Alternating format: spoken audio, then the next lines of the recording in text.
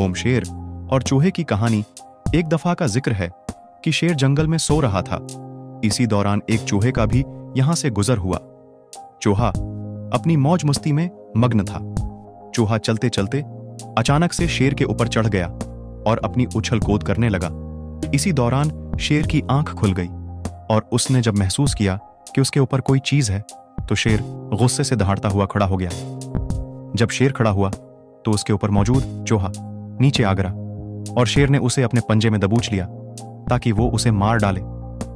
मुझे बख्श दें, मुझे बख्श दें, बादशाह सलामत, चूहे ने रोते हुए शेर से दरख्वास्त की।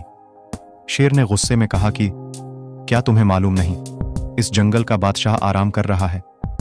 चूहे ने कहा कि बादशाह सलामत, मुझे नहीं मालूम था कि आप आराम फरमा रही हैं। मुझे माफ कर दें, मैं कभी यह गलती दोबारा नहीं करूंगा। अगर आप मुझे मार देंगे तो आपकी पूरे जंगल में बदनामी होगी कि एक बादशाह ने एक छोटे से चूहे को मार दिया। लेकिन अगर आप मुझे माफ कर देंगे तो मैं आपका यह एहसान याद रखूंगा और एक दिन जरूर आपको उसका बदला भी दूंगा।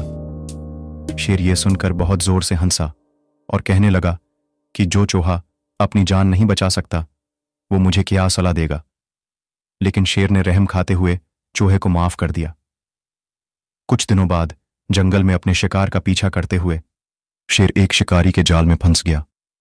उसने बहुत कोशिश की पर उस जाल से न निकल सका। शेर ने गुस्से से दहाड़ना शुरू कर दिया।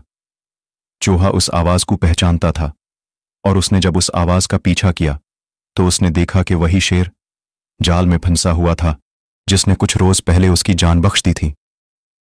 चूहा यह देखकर फौरन जाल की तरफ भागा और अपने तेज दांतों से उसे काटने लगा।